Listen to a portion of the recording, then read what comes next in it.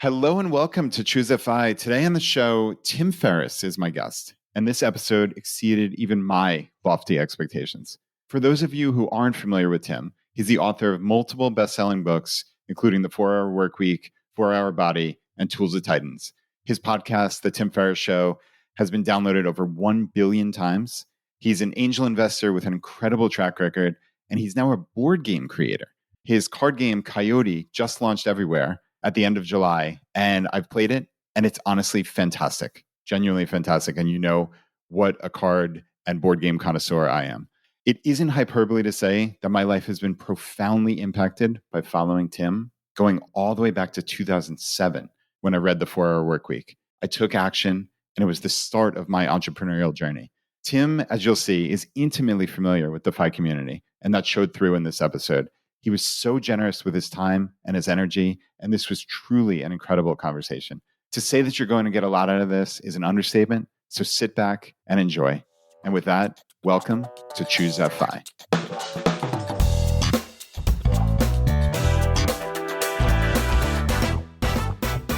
Tim, welcome to ChooseFI. I'm so excited you're here. Thanks for having me, man. Nice to finally meet. Yeah, indeed. This is something I've been really looking forward to. I was just telling you a minute ago, I'm going to take the obligatory minute here and just say just a huge thank you to you. I think one of the things that we've talked about here on ChooseFI for so long is you're the average of the 5 people you spend the most time with. And for a lot of people, interestingly, who listen to this podcast, I'm that person for them. And a lot of what I've learned, frankly, is through listening to probably 900 episodes of the Tim Ferriss Show. Wow. Thank you for listening. Yeah. That's a lot of episodes. It's a hell of a lot of episodes. I think I'm probably at 98% of your episodes, maybe higher. But yeah, it's incredible. I mean, I read The 4-Hour Workweek pretty shortly after it was released. I look back at some of my financial statements from my LLC, and it started in the beginning of, I think it was 2008 was the very first one. Early days. The bronze edition before the update with the color change. Yeah, right? Isn't that wild? So did the whole thing. Did a drop shipping site, did content sites. It's been a circuitous journey, but that was the exception. In my experience, very rarely is it a straight line. Very, very rarely. Seriously. And obviously your life is a testament to that, right? Starting with get out of school, start a brain quicken and move on from there. Was there ever a plan or was it just a series of steps?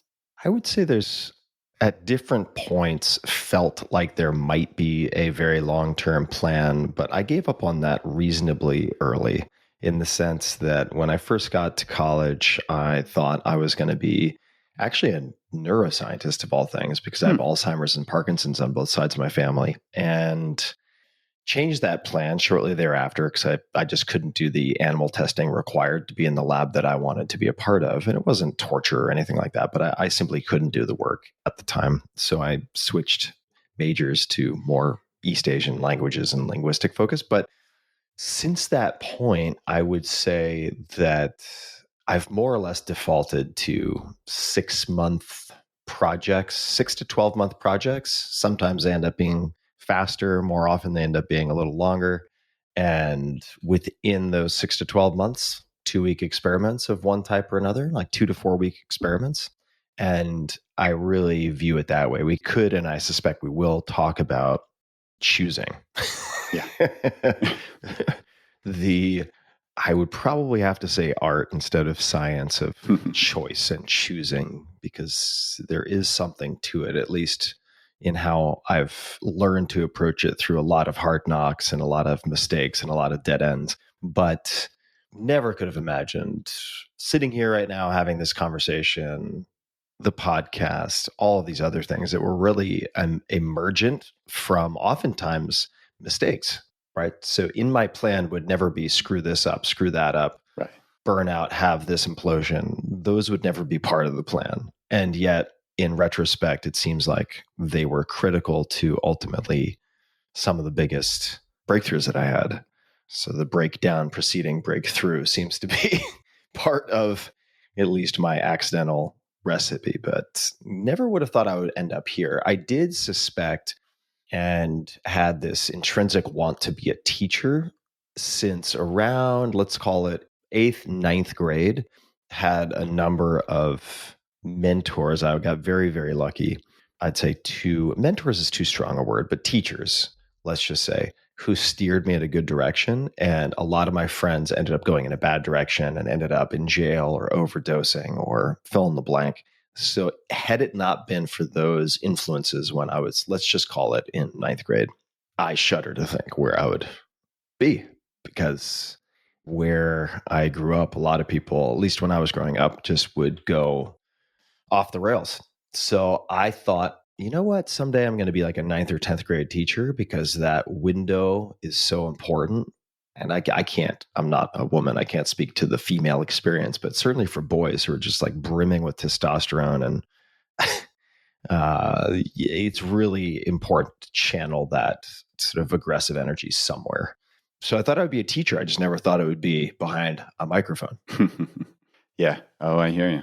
Yeah, I know you've talked about, I suspect wrestling coach is one of those two mentors. Wrestling coach for sure, one of them. Absolutely, John Buxton. And a lot of my friends who I'm still friends with, just saw one of them a few days ago, actually. I've known him since I was 15. And we all of that cohort from that team look back. And if any of us are interviewed, for instance, another friend, Charles Best, he started something called donorschoose.org. It turned into this huge nonprofit, still around. He's just no longer operational. But, you know, Stephen Colbert's darling, I think Oprah and all these people involved with this nonprofit, and did a lot of good for public school classrooms, in effect. And when he was interviewed on Oprah, he pulled up John Buxton on the screen to be like, that guy really helped steer the ship. So remarkable how much impact Mr. Buxton had. And he was a lot more than a wrestling coach. I mean, he taught other classes. I think it was English. He ended up being the dean of Culver Academy in Indiana later. So amazing, amazing guy. Yeah, you just never know what the ripple effects are going to be.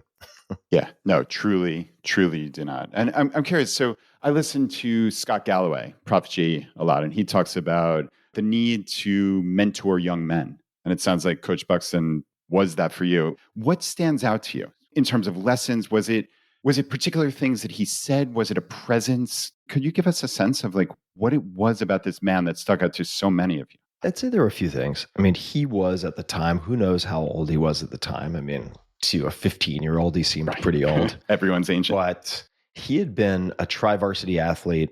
He'd been incredibly successful in every sport he had played up to collegiate level. And he still wrestled. So part of it was he wasn't just a teacher. He was still a participant and an operator and super technical. And even though a number of the kids on that team went on to nationals, he could still handily beat everybody on the team. And you might think, well, who cares? Like if he's dealing with like 15 to 18-year-olds. And I would say, actually, like go look at competitive wrestling, go look at competitive, say, jujitsu, just to keep it within grappling. Like those youngsters can be very, very good and very, very strong, very fast. So he would still pop in a mouth guard and wrestle. And to that extent, we knew that he could walk the walk, even at that age, which was mind-blowing to us. And he was very, very tough. I have to say, it might be out of fashion, but he wouldn't sit there and sugarcoat things. He wouldn't sit down and want to talk to you about how you feel and did what he say offend you. No, there was just none of that. And at the same time, he would push and effectively say, you think this is your limit. I know this isn't your limit. I know that you can actually do much more. So I'm going to push you. And then he would push you. And lo and behold, you would exceed these previously conceived limits. And your confidence would grow as a result in proportion to that. And he was also a very technical, very good coach. What he recommended worked. And there was a lot more to it. I would say he was a holistic coach also. Like there were some kids who were having trouble with keeping up in school, and he would say, all right, you're showing up at my house 5 to 7 before dinner, and like you're going to do this, this, and this. And if you have trouble with this subject, I'm going to sit down, I'm going to help you. And so he was also supporting the whole human, which might sound at odds with what I was saying earlier, right? Because he wasn't sugarcoating, but even with the schoolwork, he's like, look, this is doable. This is how we're going to do it. And I'll see you at 5 o'clock, period. End of story. And I think that on top of that, as I'm talking through this, he was incredibly consistent, like consistent and reliable. So those are the elements that come to mind. I'm sure there is a lot more to it. He was also incredibly respected by other people in the school and had a lot of responsibilities within the school. I think he ended up running or raising a lot of the endowment, went on and on and on. So Sure. he was a multifaceted character who was effective in a lot of different fields. So even as young kids, like kids aren't stupid. They can perceive and see a lot. We knew that he was in the world operating at a high level and had done that for decades. Yeah, that makes a ton of sense. It's funny, I have a parallel person in my life. So I went to the University of Richmond for undergrad, and we had an accounting professor. So I guess in a former life, I was a CPA. I guess I technically still am nominally a CPA, and we had arguably the best accounting professor in the country. It was because precisely what you described. He expected the best of you. He taught through the Socratic method, and frankly, he made people cry every single class. And it wasn't malicious. It was that he tested your limits, and he had high expectations, and it was wonderful. And I literally walked out of that class. I took his advanced accounting class. I got an A- in the class, which doesn't sound that great. There were only 2 of us that got A's, period. And I was like, this is the best thing that ever happened to me. I was so thrilled with that, Tim, because I worked my butt off. And if I look back at the people, the professors, coaches, et cetera, which by the way is not all male, right? It includes females, but they have that similarity of being very aware of how hard it is to do what they're asking you to do and still being unrelenting and insisting that there are high levels, high standards of excellence and that you can achieve it and that the path they're recommending works. And they're unapologetic about that. That was true, for instance, of the Chinese program at Princeton, which was absolutely brutal. 6 classes a week. Very, very, at least 6 classes, because we had language lab time where we had to record all this stuff as well. But so thorough, so effective compared to pretty much any other program in the country at that time. I don't have to spend too much of our airtime on it, but it was a really good program.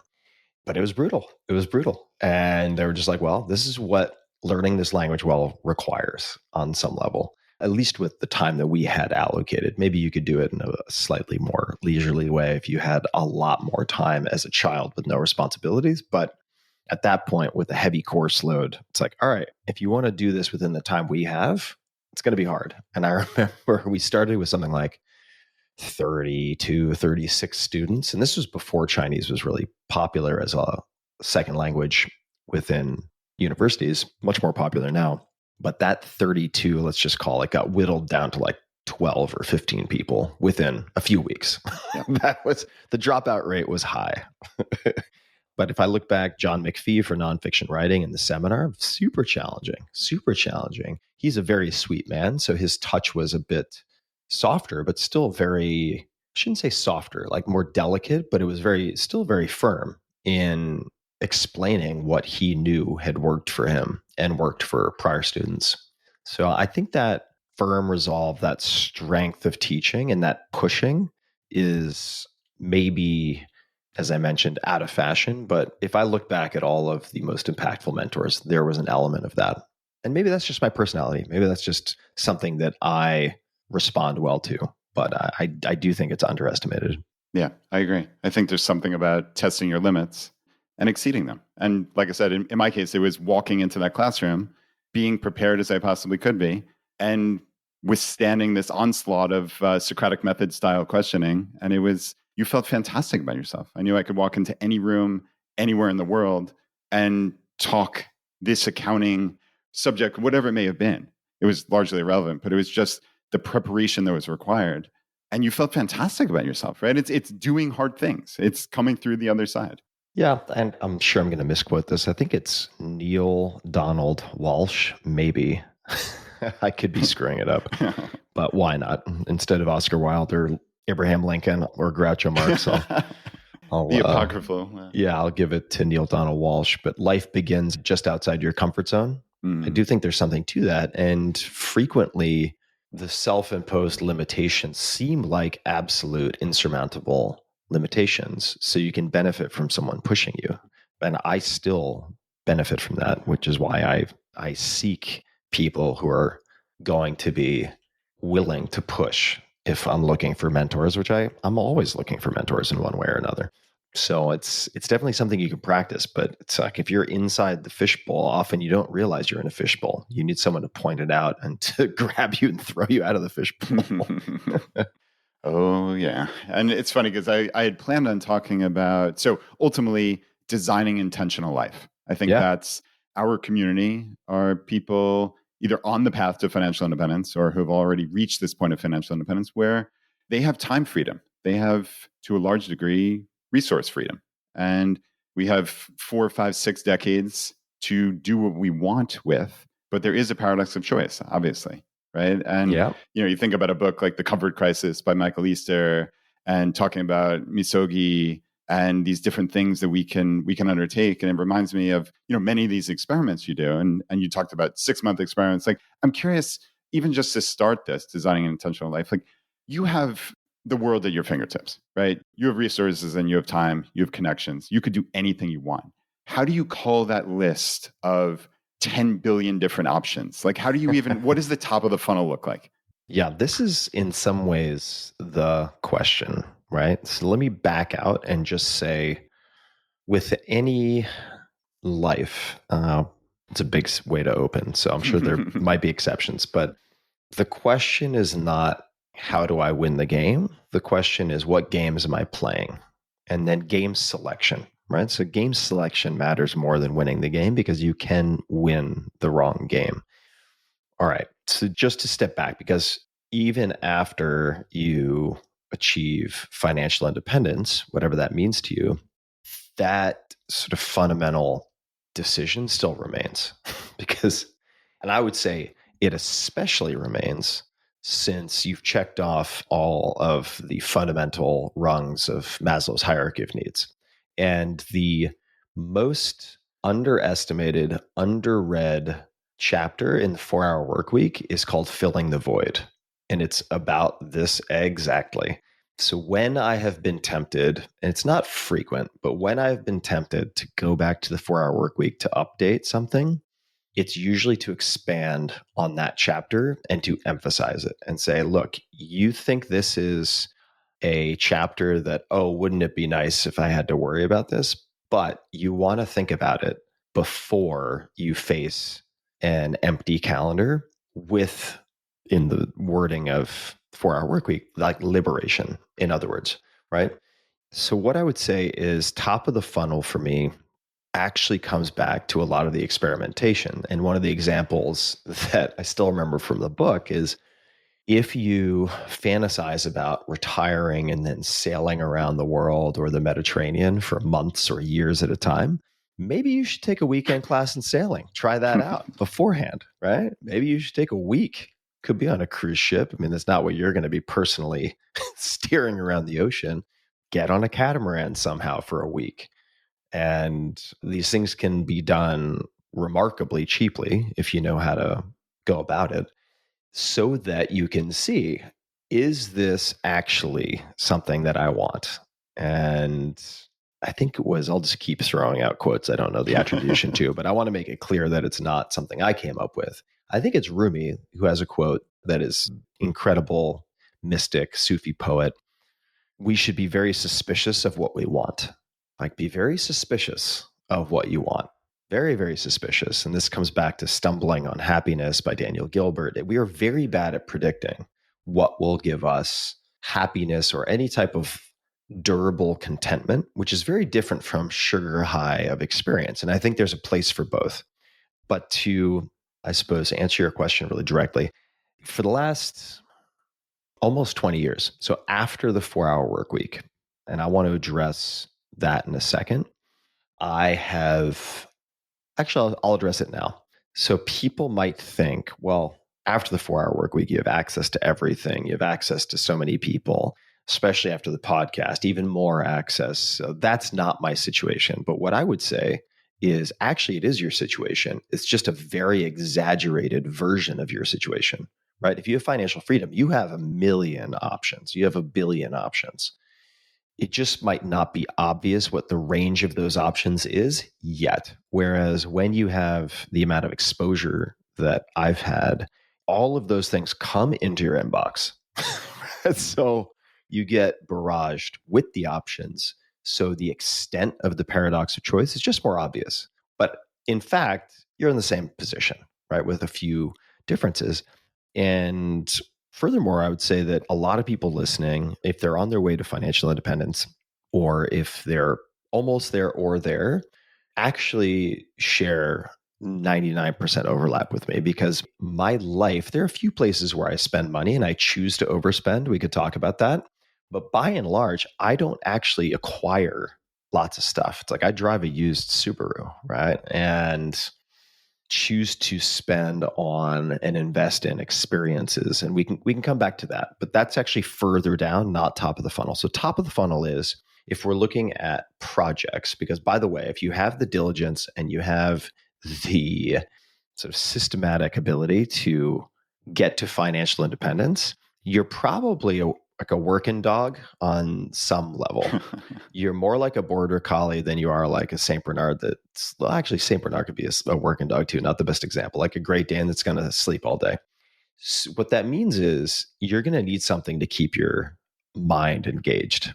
And for me, I choose projects based on, again, coming back to that like 6 to 12 month thing, based on what I'm going to learn and who I'm going to develop relationships with. Those could be deepening older relationships, and I could give some examples of that. It could be new relationships that I think can last. That's really key.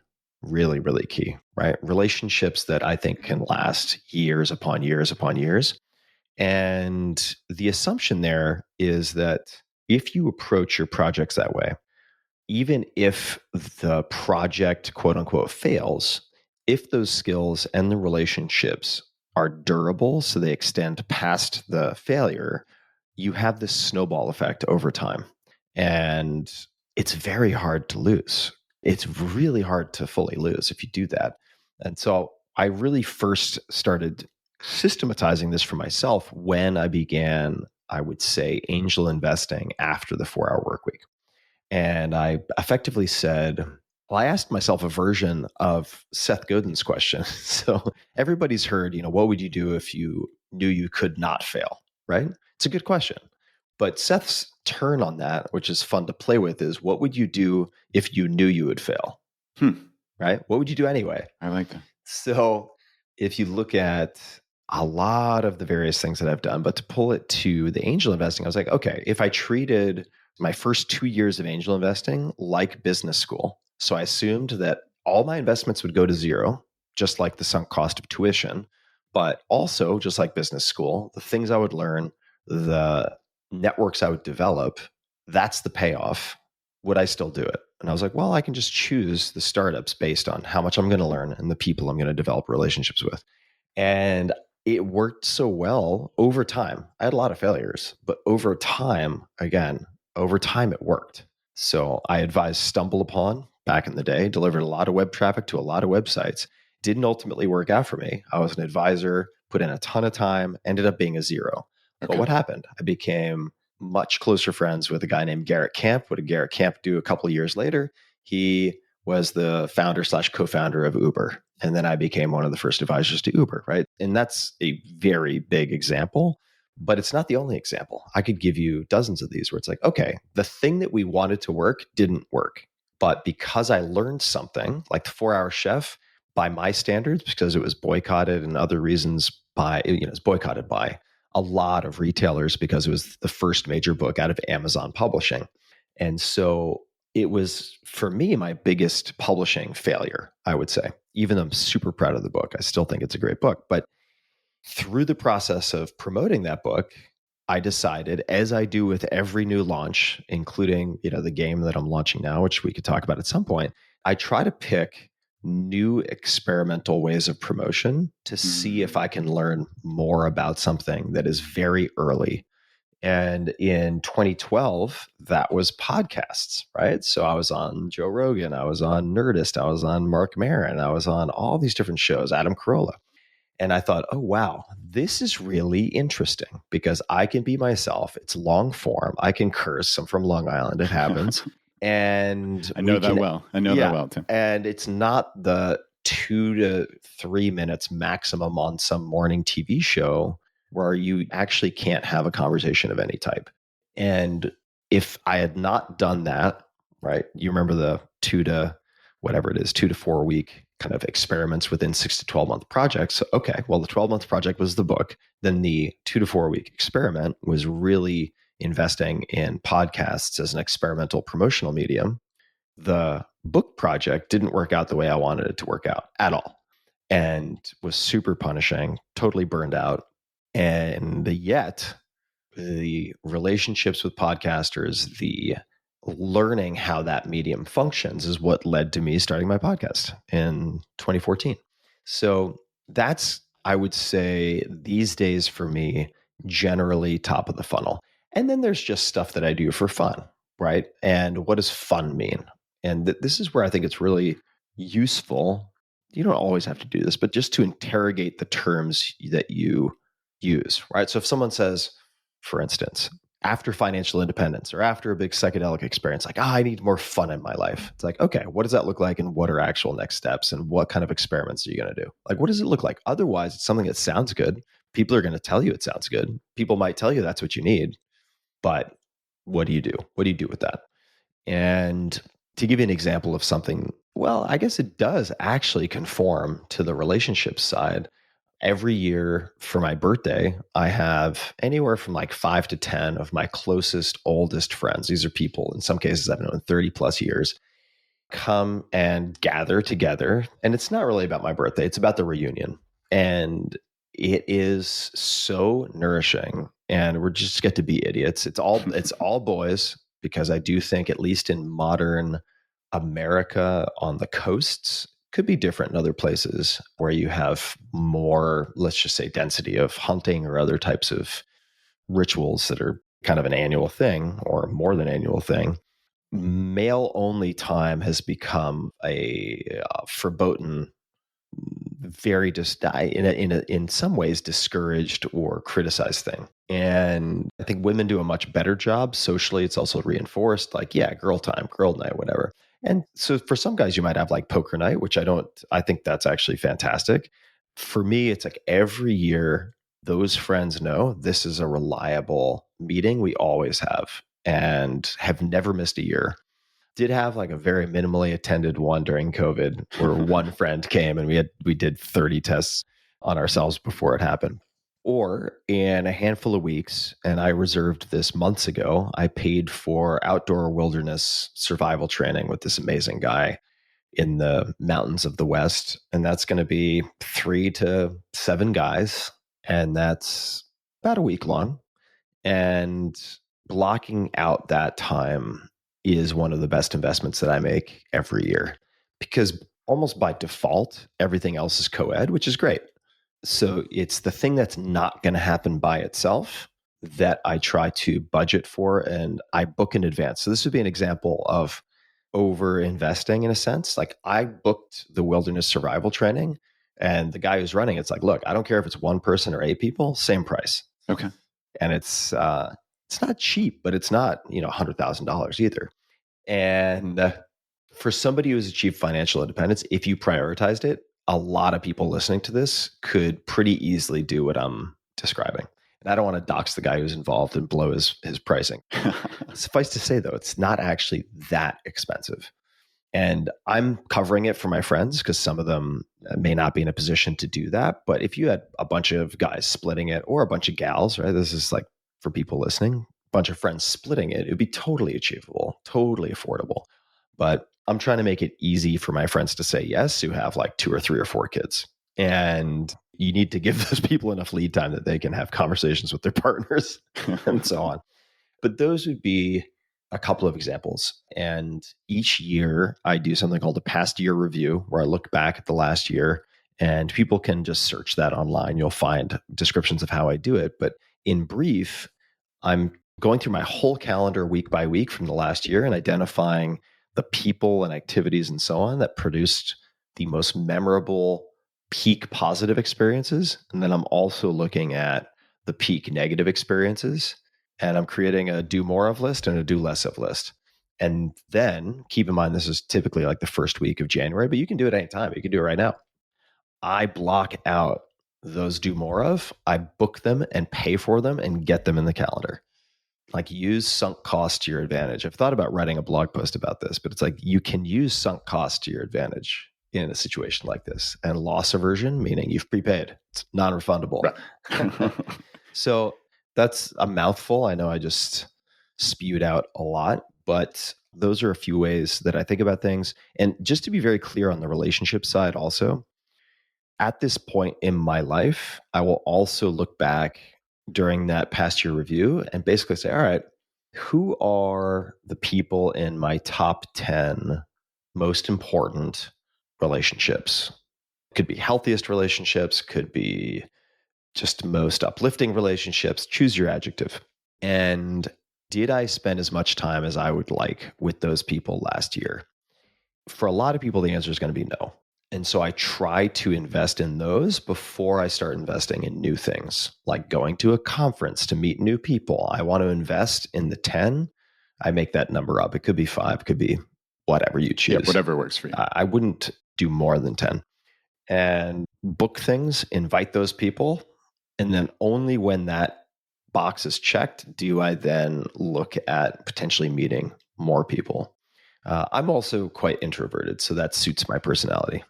Yeah, I hear you. I think about an energy audit. I think this might have been something, frankly, that you mentioned way back when, but looking at that calendar and as you're describing it, like peak experiences, I think about, hey, who lights me up in my life?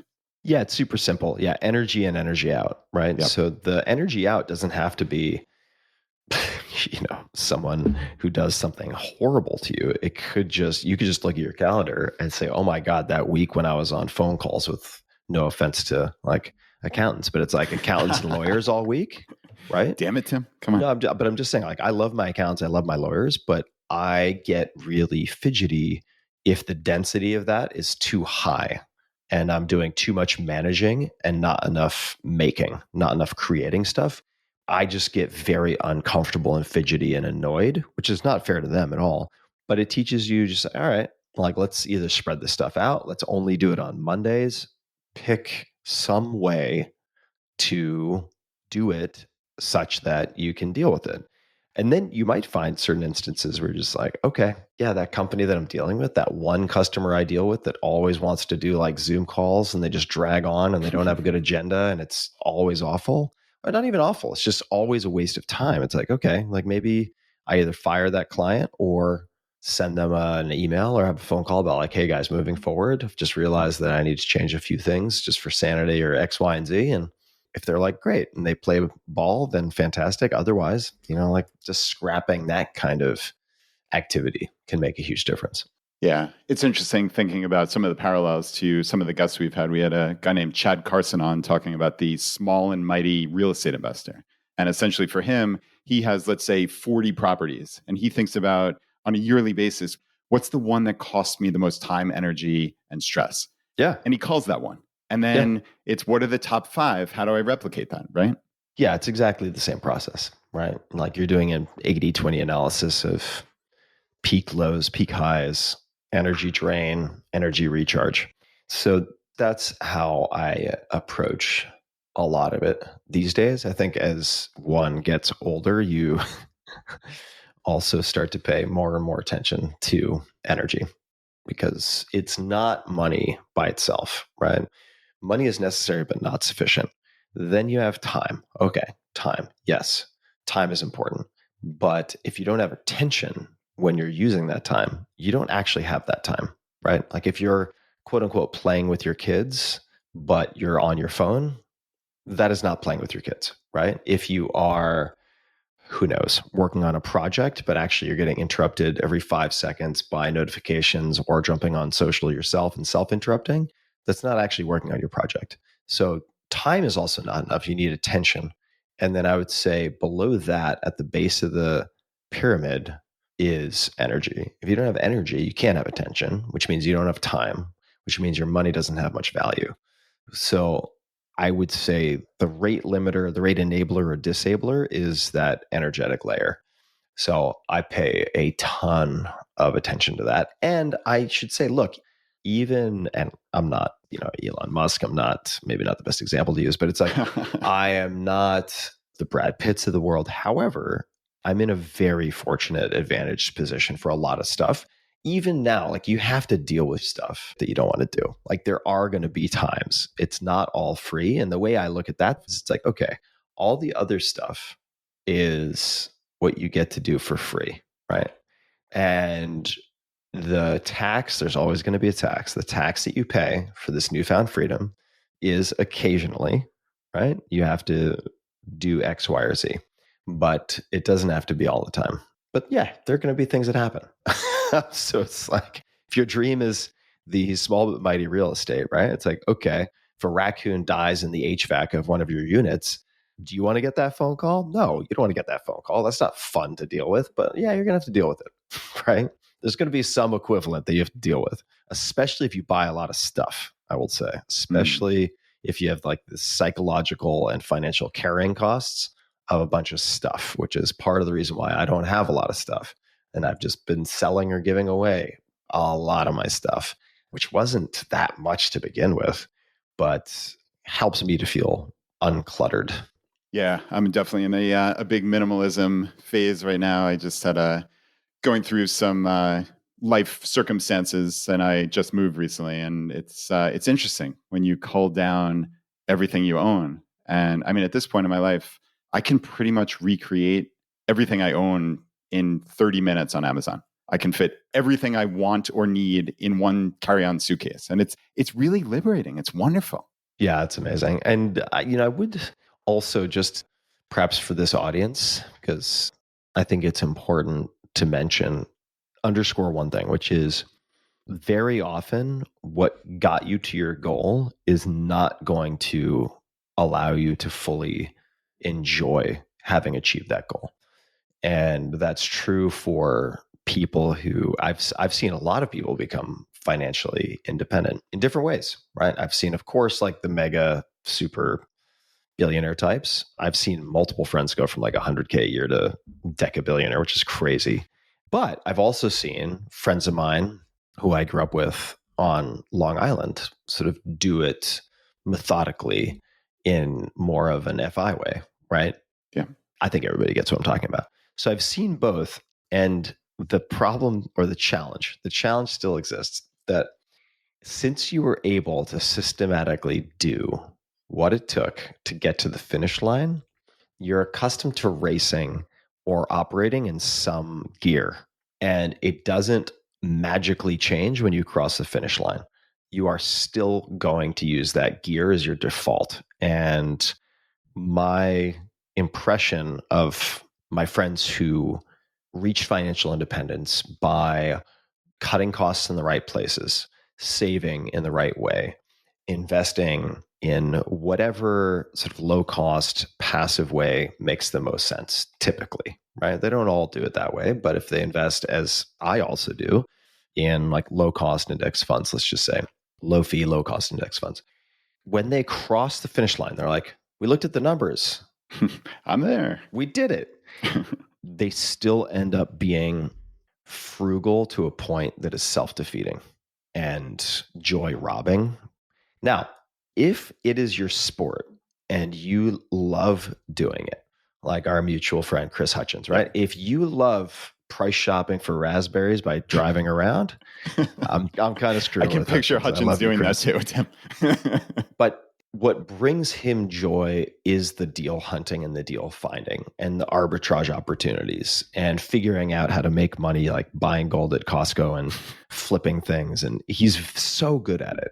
And that's his sport. He's like a Major League Baseball player, but what he does is find hacks and deals. Then fine. Okay. But I'm going to venture to say that's less than 10%. At least at face value, the reason that people have done it, if you were to ask them along the way, is because of A, B, or C. Not I want to spend my freedom looking for the best deal. Sure. Means to an on end. Everything. Means to an end. And step number one is just to be aware of that. Step number two is even if you're not at financial independence yet, I would encourage to ask yourself, what are the smallest experiments that I can run to start testing the waters on things that I think I want to do after financial independence? There are lots of ways to do it. There are lots and lots and lots of ways to figure out clever workarounds to taste test a lot of different things. I would suggest trying that so you start to develop some of the other gears. And for almost everybody listening, whether you're on your way or you're past the finish line, financially speaking, you've developed one or two gears by necessity. You have overdeveloped or significantly developed those. And to actually fully enjoy and take advantage of this freedom that you've achieved, you will need other gears. And it's achievable. But like everything else, requires practice. Just like developing the skill set and the habits and the tracking of getting to FI in the first place took what? Practice. Yeah, it's amazing. You truly are speaking the language of the FI community, of ChooseFI. And I mean, we've talked about this for the last couple of years, where at the beginning of the FI movement, so circa 2013, let's say, it was truly about running. I'm also realizing that I've read it more often than not, so I keep saying FI. I can say FI too. No, it's great. Either way, it's funny. People use them interchangeably. So okay, whatever floats your boat. Tomato. Got it. Yep. But yeah, it was about running away from something. So many people were running away from a job they hated. And then they got to this mythical number on a spreadsheet and they woke up the next day and life wasn't unicorns and rainbows. Yeah. And they had to grapple with that. And I think one of the things that we've tried to do here at this podcast is make people understand, like, this is a journey. And actually, the financial part is the easiest. Once you get that set on autopilot, you don't think about that. I think about my finances 10 minutes a month at most. But it's about this experimentation. It's about, we had a woman named Jess from the Pioneers on, and she coined the phrase ChooseFI and slow-fi recently. And they've become really essential aspects of the FI community. But what she talked about was the cure for the boring middle. So it was these quote unquote boring middle years where you have to experiment. Yeah. And there's an experimentation loop very similar to what you're describing with these 6-month journeys, two-week experiments, and just try. Right. It's funny because I suspect I've actually, unbeknownst to me, copied you on the sailing around the world. So many people, I use that example all the time. Like, people say, I want to do X, Y, and Z. I want to drive around the country in an RV when I retire. And they've never even rented an RV for 5 days. And it's like, are you kidding? How do you know? And then they get to the point where they'll do it. And then it's, oh, this feels like a failure. Or, oh, FI didn't work. This was all for naught. As opposed to, if they had been failing forward all throughout those years, it would have just been part and parcel of the process, right? Like, experimentation, to your point, is not about winning all the time, right? It's about truly learning more about yourself. And to me, that is the essence of this. I understand that I'm testing things, and there are things that I'm going to like in this season of my life. There are things that might change. To assume that anyone is locked at a point and they're going to be that way for the rest of their lives, like, it just is a fundamental misunderstanding of humanity, right? Like, you have to continually test. It's not a failure if you decide, hey, I want to travel around the world. And then you realize, oh, you know what? I really liked my community. I really liked going to my gym 4 times a week at 6 a.m. I really like playing board games with my friends and family. Like, I really like these things. That's not a failure. You experimented, you tried something. Yeah. Well said. And I would also say, binary is easy. What do I mean by that? Being an absolutist is easy. And there's something to be said for easy. But just to come back to what you said, which is the financial piece is the easy piece, right? Thinking in terms of dichotomies, it's like it's either X or it's Y, right? I'm either, this is going to be an exaggeration, but like I'm either saving or I'm wasting money. These types of black and white dichotomies make implementation easy, but they can have psychological costs. Coming back to that development of one gear. So I would say, for instance, what is harder, but I think worthwhile to at least journal on, maybe play around with for a weekend or a week. It doesn't need to be permanent. That's why they're called experiments. Is how could, for instance, some of the mini retirement options in the 4-hour work week be integrated into any type of FI journey, right? Like, what would that look like? If you had a gun against the head and you had to incorporate that, what would it look like? What might it look like? And as a thought exercise, importantly, not asking, could I do this? But no, I have to do this, right? Somebody kidnapped your Labrador Retriever hostage. To get that dog back, you must take a mini retirement of 3 to 4 weeks or 2 weeks. But I try to push people to 3 or 4. Psychologically, it's a different animal. But distributing some of these experiences throughout life, not postponing them all for post finishing line. And I'm not saying go blow a bunch of money on anything that you want. I'm just saying, as a thought exercise, what does it look like to look at something that is a mixed model as opposed to an absolute model, and just to play around with it? Just to play around with it, I think, is worthwhile. And I try to catch myself. I catch myself all the time where it's like, it's either X or it's Y. And it's like, yeah, maybe. But if you had to find a third option, what might it look like? Okay, well, can you test that for 2 days? Can you test that for a week? Yeah, see what that looks like. See how you feel afterwards. Look at your finances. Do a post-game analysis. So I want to throw that out there because I do think that financial independence is amazing. It is definitely worthwhile. And it can be easy to slip into self-denial and masochism that is really unnecessary and unhelpful and unpleasant past a certain point. So I just wanted to throw that out there because I have seen that as a symptom in some folks who are striving towards financial independence, at least within the context of, I guess, how most people listening will maybe consider it. Yeah, agreed. I see it as keeping up with the Joneses in a different type of way. Yeah. Which is right? It's like, hey, my savings rate is 72.7% and yours is only 69%. Like, luckily, I think a lot of that is lessening now because we've been hammering at this for years. Yeah. Literally years. But we are susceptible to it, right? But I think to your point, mini retirements, that's been an interesting one. I know that's impacted me. We have a great friend named Jillian Johnsrud in the community, and she's actually writing and publishing a book on mini retirements later this year. Cool. Yeah, she's wonderful. And she compelled me to take one a year ago. And it was transformative for me. And not only, it's interesting because not only was it, hey, I took this amazing trip to Bali and Singapore and Doha, but it was the second order effects that I couldn't have foreseen, which was, hey, I was working, and I say that quote unquote, so much on ChooseFI, but how much was I actually getting out of those hours? And I was crushing myself over things that didn't matter. But when you build systems, this is music to your ears going back to 2007, right? Like when you build systems and you get yourself out of your business, my life has been dramatically better since I've come back from that retirement than I could have ever foreseen. For sure.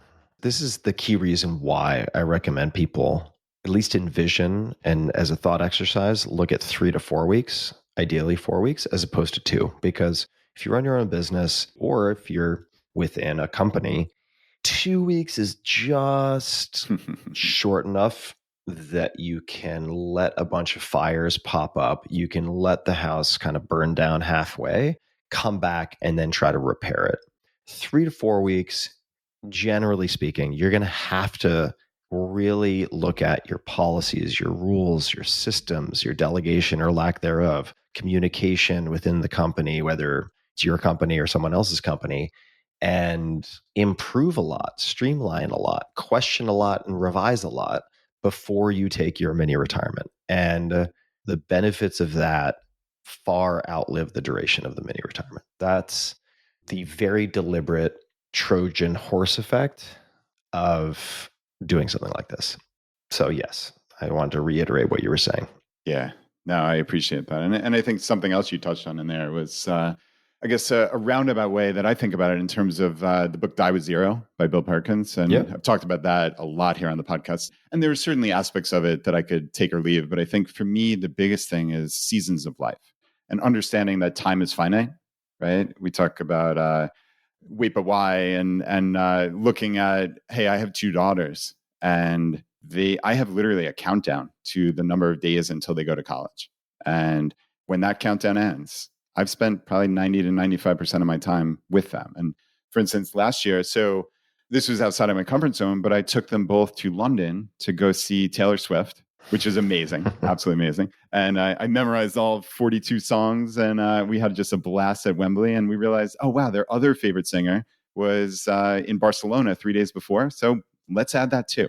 And I mean, Tim, that was one of these trips of a lifetime. Yeah. I'm never going to look back on those X number of thousands of dollars and regret that. I mean, I wouldn't even think about it. It's not even a rounding error, Yeah. right? But like before reading that and realizing the finite nature, I'm not sure that I would have taken that trip.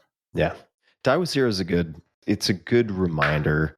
And just like you, I mean, there are elements that I think resonated more with me than others, but recognizing also that your ability to use your money for a lot of things decreases over time, depending on your physical wellness, your physical fitness, your mobility, etc. So a dollar now is not worth the same as a dollar on your deathbed versus a dollar in between. Right? Those things all change, which is not even factoring in anything like inflation or whatever, right? So it's like a dollar is a dollar is a dollar is not the case.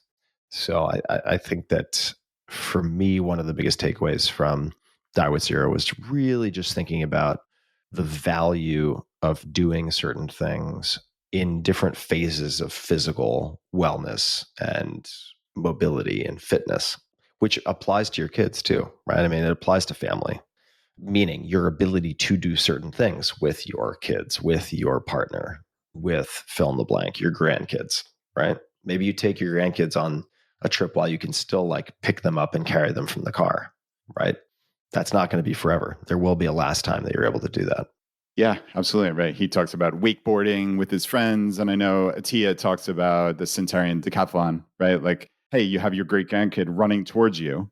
Can you pick them up? Right. And what does that look like? That looks like a goblet squat. And if you can't do a 60-pound goblet squat when you're 40, you sure as heck aren't going to be able to do a 20-pound goblet squat when you're 70 or 80 and that great grandkid's running towards you. Right. And yeah, I know you've mentioned movement is medicine. Right. And I think that's something that really deeply resonates with me. And I think it's just, so many people live in these hermetically sealed boxes, right? At 72 degrees, 365 days a year. And I think it's just, we need to get out. We need to move. We need to do hard things. And I think, that's something that a lot of people in the FI community have adopted, again, as part of this holistic life. But yeah, I'm curious, like how you think about, you're famous for physical experiments over the years. And I know, I even still go back to your 4-hour body, Tim. It's hilarious. I'm still doing the myotetic crunch and the cat's vomit. I even did, what was it? Oh, is your testosterone increasing cod liver oil with fermented butter, I think about. So, all that stuff. It's amazing. I mean, frankly, like it's astonishing to see how many of the things have become mainstream. Today. Really? Like, I mean, even the air squats for I was just going to say for glucose transporters and so on, but before, during meals, it's like that's in the news right now. And that book came out in 2010. Yeah. Yeah. I stand by almost everything in that book. I can think of maybe one possible revision, but outside of literally on the ingredients in one supplement stack. But aside from that, I still stand by everything in that book. Yeah. So I have done a lot of physical experiments and I continue to do that. Not quite at the ridiculous cadence that I did during the 4-hour body, but I still do all that. So we're both in our mid to late 40s. How do you think about movement? How do you think about exercise differently now than you did, let's say, in your 20s and early 30s? Well, a few things. Let me also just broadly say that I don't want to create the illusion for anyone that like I've got everything figured out. Here are my rules. They work all the time. Fantastic. I have solved life or fill in the blank, business, relationships. That is not the case, right? Which is why I do continually all these various experiments. What I would say underlies that is just an eagerness to stress test whatever I think I know, whatever I end up treating in a very binary way. The beliefs, right, which to quote Byron Katie are thoughts that I take to be true, like just really stress testing those. Not so that I can feel lost in the world and there's no mooring, nothing is certain, not for that, but it's just like, okay, if a certain belief is causing me stress or producing a stressful state or creating strife in a relationship, it's like, okay, well, let me look at that very closely. And I would just quick plug Byron Katie's The Work for turnarounds and these types of PDFs, which you can find online for free. Great investment of time. On the physical side, for me, I would say lifting very heavy weight for me, right? Like I used to do squats with 400 plus pounds and deadlifts with 400 plus pounds and all that kind of stuff. less and less important just because the downside risk of injury and the recovery time, if it comes at all, is so much longer. I've just become more careful around that. So, for instance, looking at blood flow restriction training, people can take a look at that. Pretty fascinating, BFR, but just using that for muscle growth because you do want to preserve and have as much muscle mass as possible effectively. I mean, that's an exaggeration. You want to have plenty of muscle mass. Again, coming back to the like picking the grandkid up, age related muscle loss is a real thing, sarcopenia. So to counteract that, like really doing proper weight training or resistance training is important. One of the ways to do that with less risk to your joints and so on is blood flow restriction training. You could also just do something like super slow, which is very slow cadence. So you're not using much velocity or momentum. It's like 5 seconds up, 5 seconds down, 10 seconds up, 10 seconds down, something very slow. I would also say that there are certain sports that I will avoid or types of. I used to do heli skiing once a year. That's a place where I would spend money and I really enjoyed it. But just avalanche risk, I've seen people have some horrifying accidents. I had one very bad accident. Not worth it, right? It's like I really don't want to, because my enjoyment of that, given the fear, is not a worthwhile equation compared to simply doing, say, cat skiing versus heli skiing on slightly milder terrain with less avalanche risk. Like that's a much better idea for me. So that would be an example. And then I would encourage people to check out Nsima Iyang. So Nsima, last name Inyang, for movement through multiple planes. In other words, when someone lifts, you see people in the gym, generally it's just kind of an up and down, forward and backward motion, nothing diagonal, certainly nothing rounded.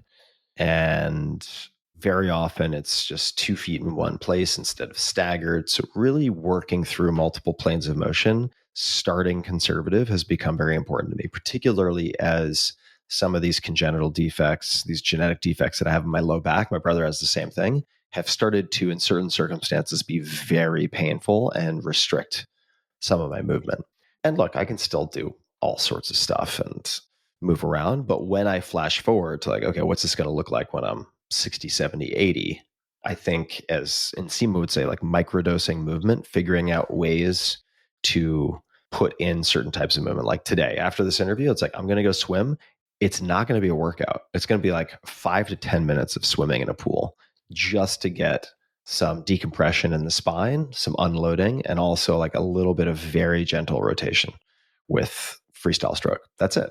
And it's like, okay, 10 minutes there. I have cold plunge here, so I'll do cold plunge for a bunch of reasons.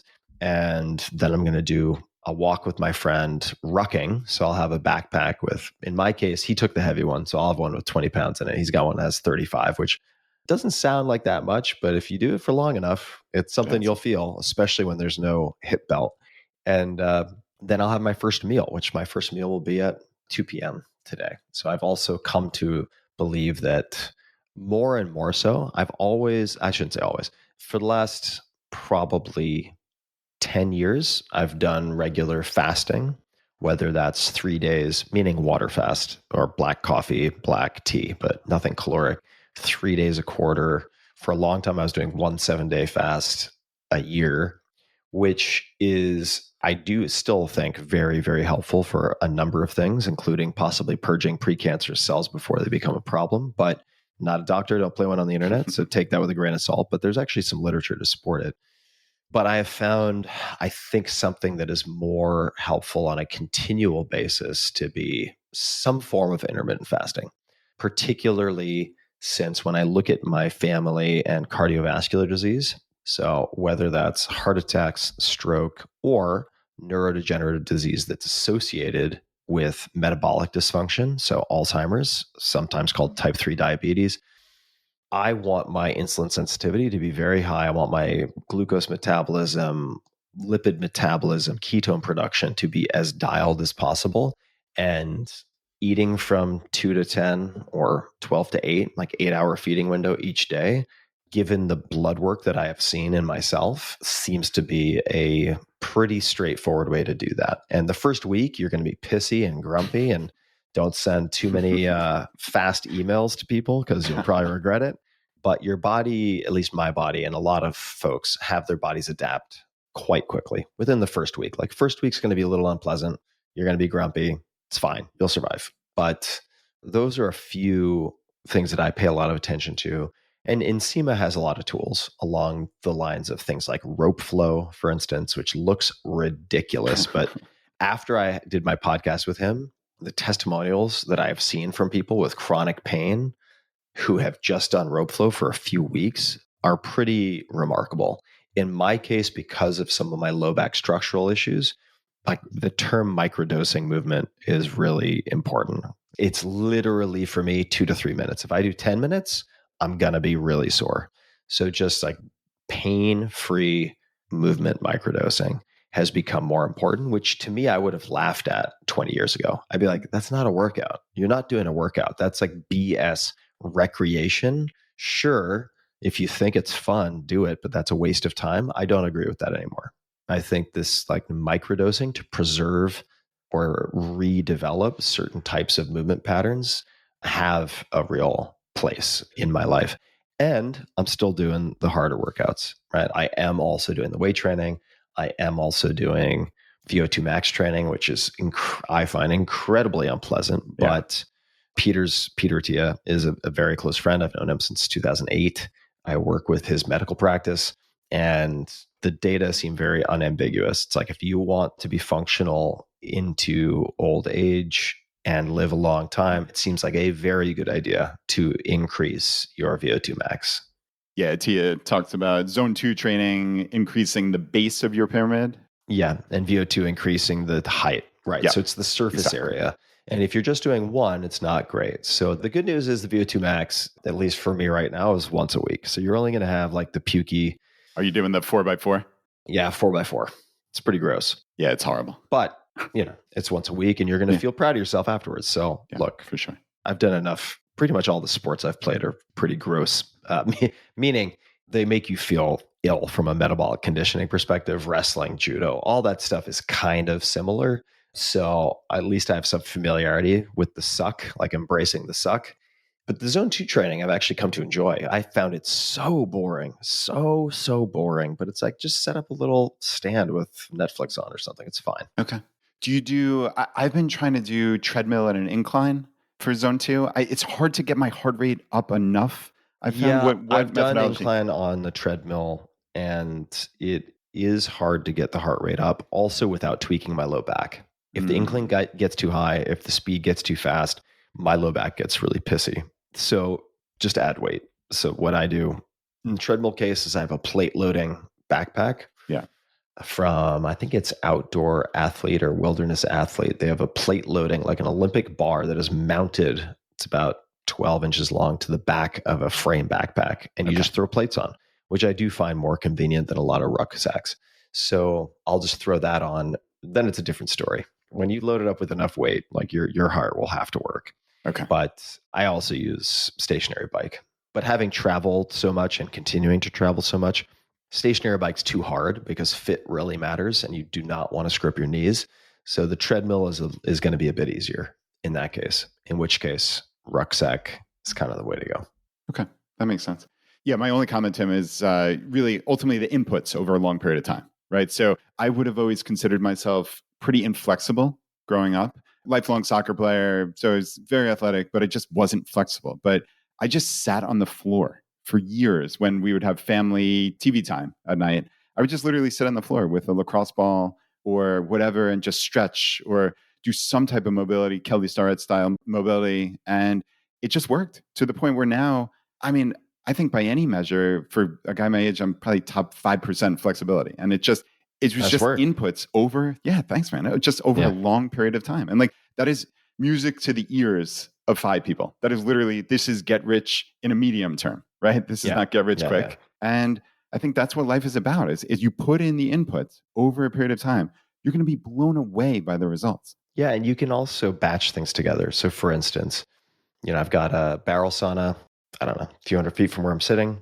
And by the way, those don't need to be expensive. You can buy them at Costco. But I've got a barrel sauna, and I just leave some of the mobility tools outside of the sauna. And it's like, okay, I do a sauna for half hour, let's say, each day. I've actually recently, based on some advice from Rhonda Patrick, revised what I'd been doing. I'd been doing 194 degrees.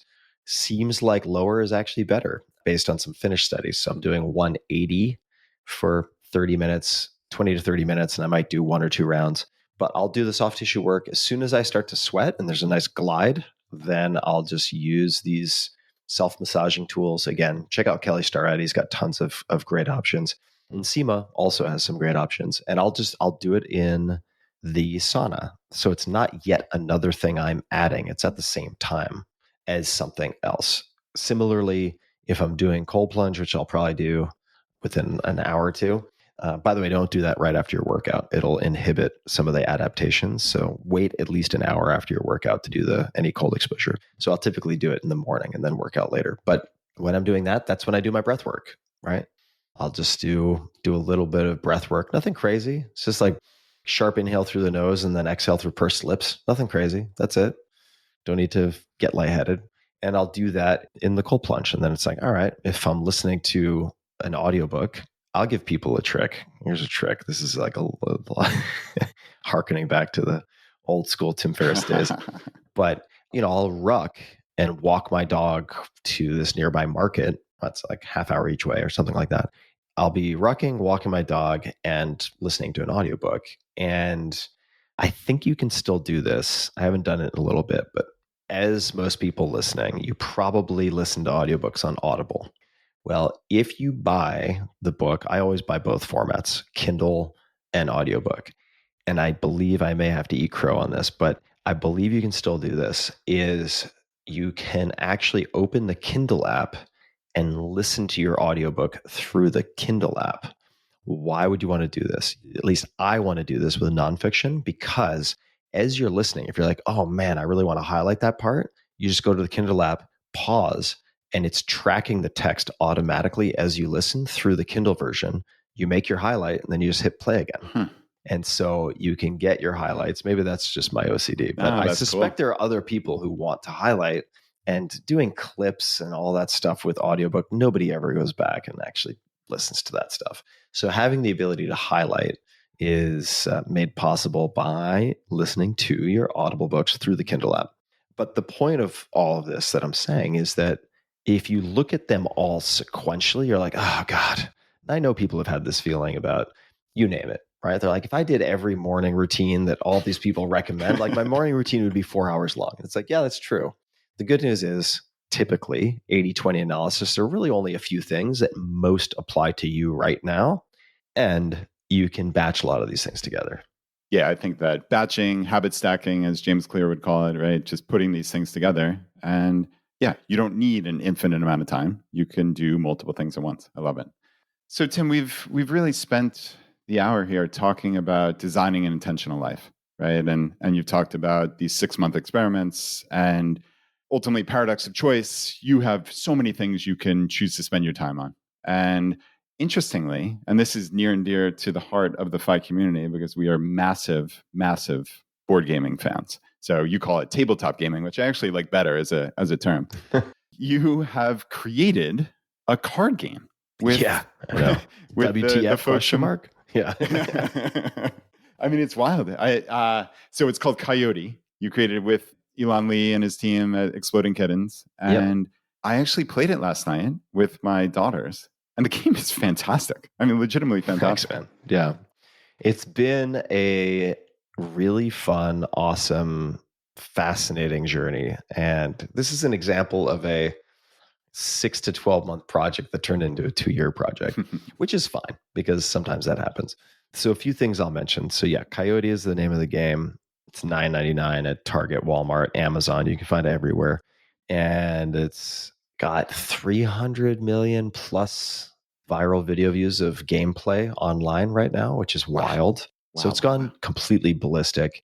And why did I choose to do this? So there are a few things that I think might be fun or interesting for folks to hear in your audience. So the first is that every handful of years, I try to do something that opens the door to a personal reinvention with a lot of unknowns around it. So let me explain what I mean by that. I generally feel like if you perform really well executing your 6 to 12 month project, if you do it just to the absolute best of your ability, that the doors that open as a result will be more interesting than anything you could imagine. Therefore, you don't want to trap yourself in long-term planning too early. There are exceptions to that, right? I mean, there are certain things I have on autopilot, like the movement microdosing, my exercise, my finances, like all that stuff is on some type of systematic autopilot. But when it comes to professional direction, projects, career, et cetera, I've never wanted to lock myself in too much. So that's why I did the 4-hour body after the 4-hour work week instead of the 3-hour work week or a 4-hour work week for fill in the blank demographic, right? I could have milked that forever or for a long time, but I would have been pigeonholed and I would have pigeonholed myself into business author and I would have been trapped. And you see this happen to the vast majority of authors. They are X type of author. And since I knew I could always go back to the business genre, I was like, I want to do something completely outside of that to prove to, well, at least test whether or not my audience will follow me to an entirely new genre. And if I do that, even partially successfully, then I have permission. The publishers will give me permission to do whatever I want. So that's why I did the 4-hour body. Similarly, podcast, right? I'm like, I don't know where this is going to go. Told my audience I was going to do 6 to 10 episodes. I can't remember what number I gave them. And if I didn't like it, I would jump ship, tried it out, and boom, then we have that, right? And in between those two, angel investing. I was like, I don't want to just be the self-help author guy, even though if we go back, there's a pretty good tradition, even before modern self-help, like Ben Franklin, self-help, like almost all books are self-help if you dig deeply enough and ask why, even fiction. But putting all that aside, I was like, I don't always want to be the self-help guy. How can I diversify my identity, which gives you a lot of psychological insurance? So I was like, how do I diversify my identity? Okay, I want to try this angel investing stuff. I'm also in the perfect place for it, living in San Francisco. And then that became a thing, right? And those are all still running, by the way, right? They're not mutually exclusive. And with the podcasting, over the last 10 plus years, I guess 11 years now, I have felt like I'm still having fun. I love doing the conversations, but it's crowded, right? What was once a blue ocean has become a red ocean. And I was like, well, what else could I try? I grew up loving games. I still have all of my D&D modules and everything from when I was a kid. And I felt like a game was, in a sense, a natural progression for me, right? So like 4-hour work week is business and financial / time freedom. 4-hour body, like physical, right? Then you have 4-hour chef, which is learning, even though confusingly it's disguised as a cookbook. And then Tools of Titans, Tribe of Mentors is sort of healthy, wealthy, wise. It's got like the full spectrum of those three. But what are we missing here? We're missing play. We're missing joy. We're also missing like social interaction and relationships. And I think about, for instance, my birthday reunion, just like how meaningful that is to everybody who comes. They fly in from around the world. And these are people who also fly. Taking an international flight is very expensive for some of these guys. And I've just seen this kind of digital malaise set in over the last 10 years with my audience and many other people, where the more screen time you have, the less real world social interaction you have, the more you see anxiety, depression. And that's not just in adults, that's in kids, right? Jonathan Haidt, anxious generation. It seems to be a real problem in need of a solution. And in the last few years, also, I was already developing Coyote by this point, but game nights in New York City, right? These huge game nights have exploded in popularity. And I think it's something people need. So what I wanted to try to do, and this came about also after I interviewed Maleonly, and I was like, okay, I really like this guy. And we had a couple of follow-up conversations. And I was like, this is somebody I could be a very long-term friend with. He's also a genius at what he does and so good at game design. And so we just called him up and I was like, hey, man, any chance you'd be interested in collaborating on something? And he was like, yeah, let's do it. So that's how it started. And ultimately, if I could provide people with something that's half the cost of a single movie ticket as a foot in the door to like add microdoses of joy and social interaction into their family or a group of friends or something like that. I was like, that seems very, very worthwhile to me, especially with everything that's going on. And that is what we got up to for 2 years. And I'm happy to dive into any aspect of it, but I just wanted to give a little bit of the backstory. No, that's incredible. Yeah, I know that episode was February of 23. So yeah, 2.5 years, almost to the day. And yeah, it's remarkable. And like I said, the FI community, and especially, my family for years, I've played board games, and any FI event you go to, almost invariably at night, there's going to be 5 different tables of 5 different. That's so fun. Yeah, I had no idea. It's just, there's something about the FI community. We actually had an episode 429. It was 5 frugal hobbies with Chris Terrell. And it was essentially like his ode to tabletop gaming. And it was really cool. You'd enjoy that episode. It was quite good.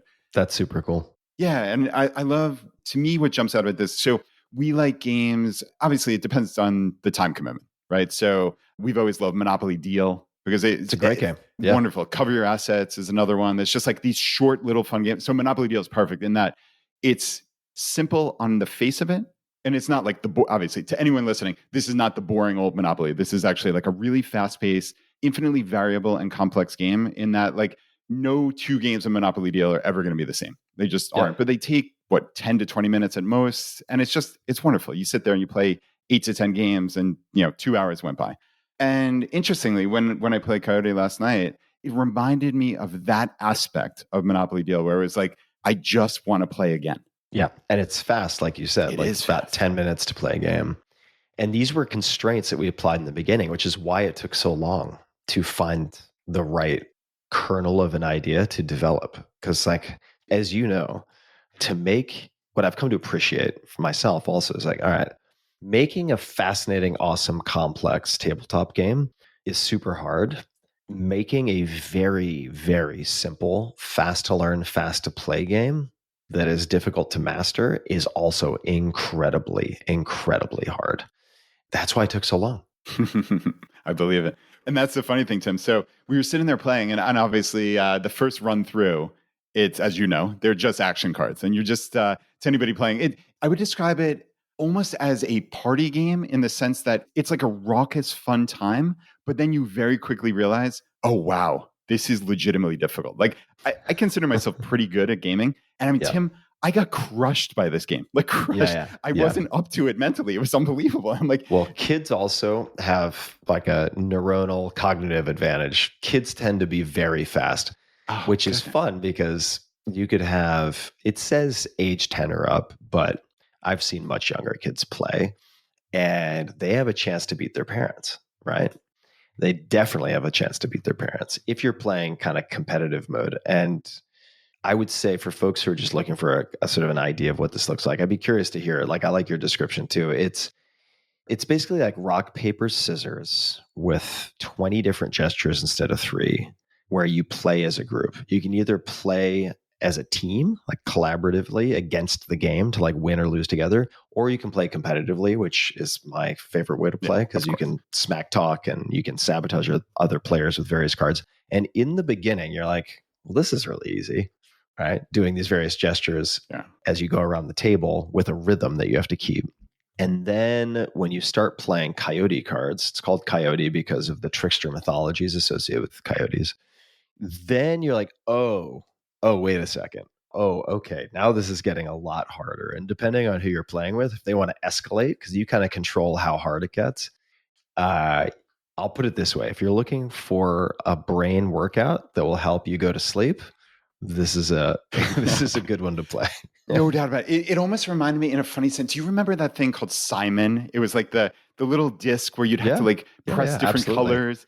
It reminded me of that in the sense that like you had to constantly be on your mental game. So the thing that got me was when I think it was an attack card, but the Coyote and the attack cards to me are almost synonymous in the sense that like they're both trying to make it more difficult. And we had to clap before and after one of the action cards, and then it was a duplicate of that action card. And it was like, Tim, my brain just freaking exploded. It was ridiculous. Yeah, the clapping is hard.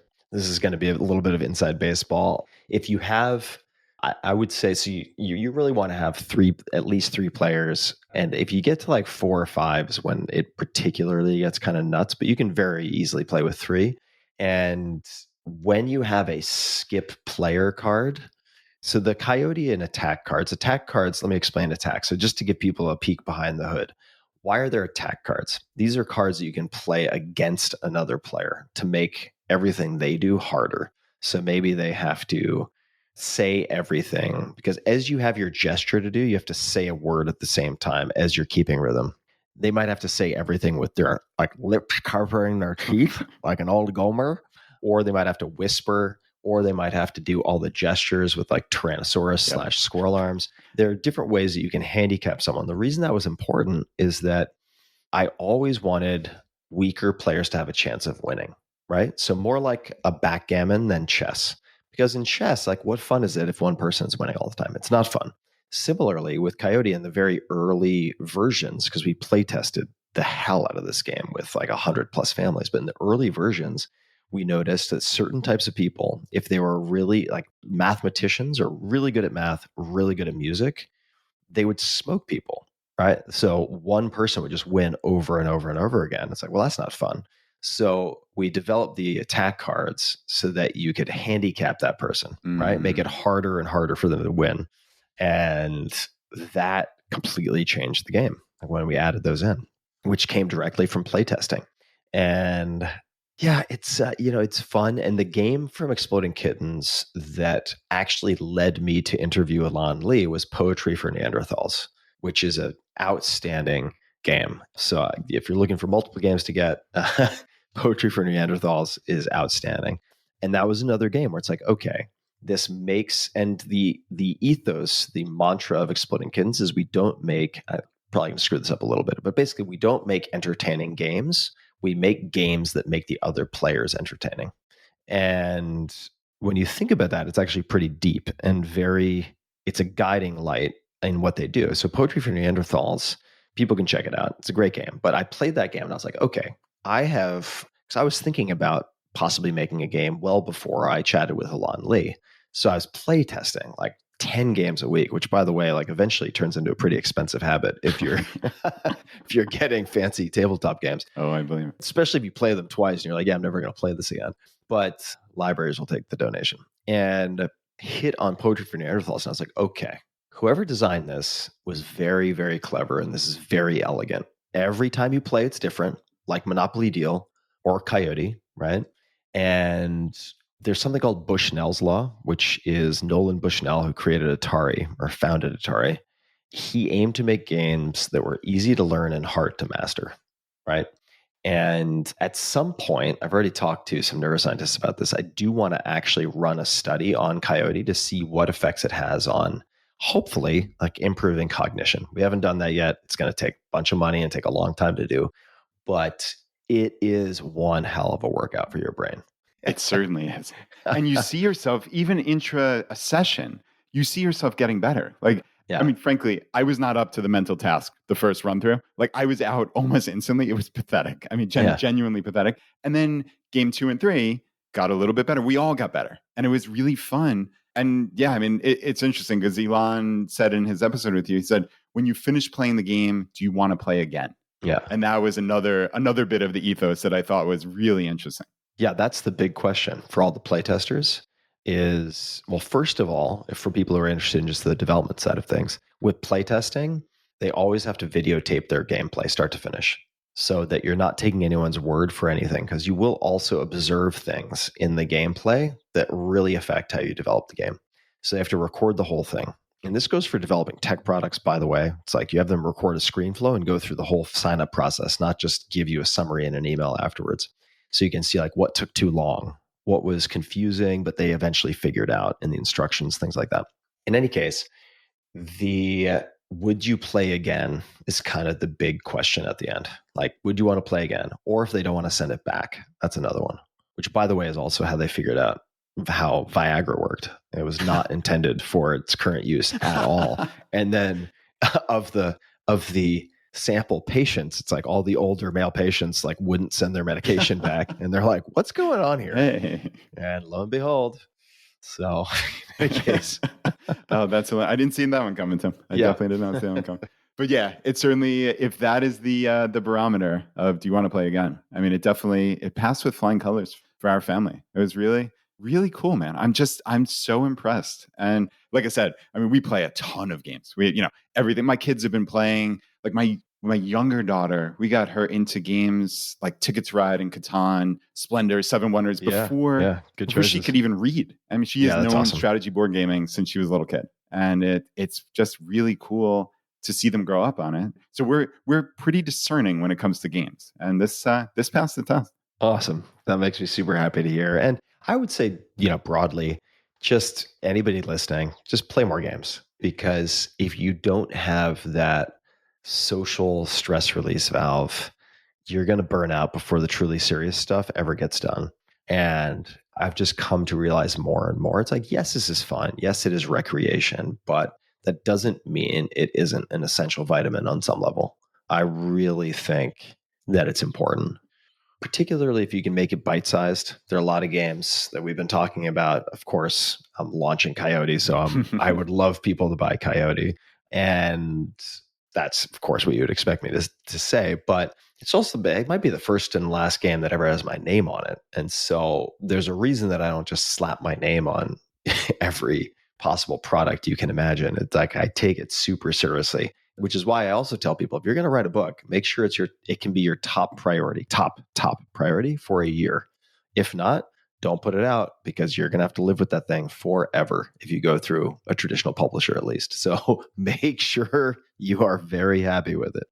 And I felt the same way with games, right? Because there were plenty of decent games that were reasonably fun that we figured out, that we could have put out. And it was just like, nope, wait, like figure out what the fat pitch is, right? Like when there's one, instead of feeling like, yeah, like we could make it work, right? Same thing when I was like buying my first house. I was like, nah, like, no, like I want to wait for that visceral feeling where within a few minutes, like you walk around, you're like, oh yeah, this is the place. Similarly with the game, it wasn't until we did like the fourth or fifth in-person sprint for 2 or 3 days, where we did it like one in LA, one in New York, one in like Toronto. Ultimately, we're walking around drinking tons of coffee. Alon and this guy named Ken Gruel, who's amazing as a game designer, just brainstorming. And then the way it came about is I was like, maybe we need to broaden the question, like not just, and maybe Alon had said this, it's hard to remember who said what, but basically, instead of like what board games or card games do you like, what games period have really like resonated? And I was like, look, it's going to make me sound stupid and primitive, but like, I love rock, paper, scissors. I think it's hilarious to play with some friends, especially maybe if you've had a few drinks, and with my particular idiot friends, like it's quite hilarious. And so it just became a thought experiment. It's like, look, okay, maybe this is dumb, but let's just run with it for a while. Like, what might it look like to play this in a group? What would you have to do? How would you play this with 5 people? And we just drank more coffee, kept talking. And then immediately went back to a table, and we had blank decks of cards and just got markers and started mocking it up. Like literally we were attempting to play within like 30 minutes. Didn't work. And then we're like, okay, well, how about we just like cross these out on these cards and like get rid of these cards, add a couple new ones. Like, let's play again. And literally every, I don't know, 10 minutes, we were playing a different version of the game until we had a kernel, like a core of something. And I trust Alon and Ken, and Alon has been at this for decades, and he's got such a good read. And he was like, okay, there's something here. There is actually something very interesting here. And it's like, okay, let's quadruple down. But like all the decisions, like there are 66 cards in the deck. Why 66 versus 80 versus 50 versus 100, right? Like these are all very deliberate decisions for deck balance and statistically how often things should show up.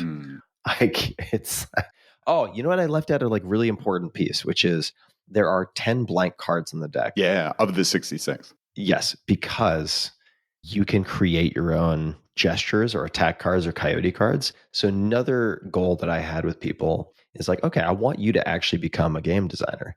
And you can do it so easily. By the way, there are other ways you can make the game super fun and hilarious. I probably won't mention any not suitable for work stuff, but it's like you could take any gesture, right? Whether it's like ballet, moose, or like whatever. There are tons of these different gestures. and just pick a different word that people have to say that you think is hilarious. It could be a different word. It could be random animal noise, right? It could be where people can't use the same, like once it's used in the game, if someone barks, somebody has to use something else. And people make the weirdest sounds when you do that one, like at speed. You're like, what animal is that? So there are very easy ways to modify this game for house rules. So like the version of Coyote that you'll play at home will be like your family's version. Yeah. And at some point, I'm hoping to do a competition where it's like, okay, let's see who can come up with the best new card, and that'll be put into the next print run of the game. Cool. We'll see.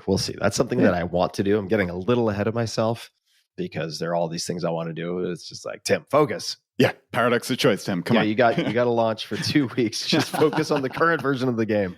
Seriously. Because we had to get rid of, you have to make some really tough decisions, right?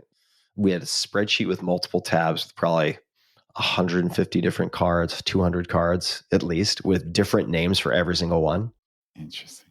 I'm thinking about the game. I didn't mention this earlier. Dominion was our family's favorite game. And Dominion's a great game. Expansion packs and such. Oh, yeah. So, yeah. So this one has a lot of potential for expansion packs. Yeah, or like a Tim director's cut, not suitable for work. Oh, I love it, man. That's cool. Yeah. So I described it as a party game, but you mentioned a couple of drinks. I would advise no one to consume any alcohol when you're playing this game. It is difficult enough mentally. Like, honestly, like... Yeah. And I couldn't even fathom if I had like a drink or two. Yeah. But I mean, I'm sure it added an extra little bit of spice to it. If you're all equally handicapped, then it could be pretty funny. I will say also, you can edit this out if you want, but not me, of course. But some of my friends are fond of taking a toke then and again. Mm-hmm. It does not help your performance, but it makes it hilarious to watch. I will say that. That's awesome. Oh, that's amazing. That is absolutely amazing. Oh, goodness. Tim, this has been fantastic. Thanks for coming on. Thanks for the incredible conversation. Yeah, thanks for taking the time. And you've really, obviously done your homework, and you're very, very good at leading the dance. So, yeah, thanks very much. I really appreciate it. People can find Coyote anywhere. I mean, just, search wherever you like to search and you'll find it. But it's been fun to particularly talk about an extension because you have so much color and exposure to your audience and the broader FI community about this, like the most neglected chapter in the 4-Hour Workweek, which is the filling the void chapter, right? And it's another one of those things people are like, I'll deal with that later. Yeah, nice problem to have. It's like, no, that's not optional. This is another essential vitamin. Like, you gotta pay attention to this first. Like, don't wait to have the car accident and then put your seatbelt on. That's not a great approach, right? It's like, figure it out. Or at least figure it out is too strong. Like, start dabbling, tinkering, experimenting, right? Yeah, it's an integral part of the process. It truly is. And it's, I'm so glad you slowed down on that. We've slowed down on that for years now. And it's really, really important. Everyone, you need to hear this. This is a journey of experimentation. That's what life is. That's what FI is. And it's okay to not know now what you want. I don't know what I want to be when I grow up, right? Like, I'm still trying to figure this out. And that's not a bad thing. That's the spice of life. This is what makes it fun. Yeah, totally. So to everyone listening, Coyote is the game. You can find it anywhere. Like Tim said, it's $10. This is, it's just fun. It really is fun. And as I've mentioned so many times, the Tim Ferriss podcast is my favorite podcast of all time. I think what I say, it's wonderful. I say to people, and obviously this is a little self-serving, but, and obviously I've hired many people. If I could have someone who's listened to every episode of ChooseFI and the Tim Ferriss Show, I would take that person over just about anybody. I think they are just essentially set for just the right outlook on life, and they have the ability to learn. And I think that's the hallmark of someone who can be successful. It's not about what you know today. It's about, can you vet information? Can you learn things? Are you willing to put in the time, the effort, the work? And obviously, you're listening to the show, just subscribe to Tim Ferriss. Come on. And Tim, your 5 Bullet Friday newsletter, it's funny. I buy essentially nothing, and I have probably bought more things. Like, I bought the Berkey water filter, the Noyoya acupressure mat, the Dash egg cooker. I mean, I got the whole thing.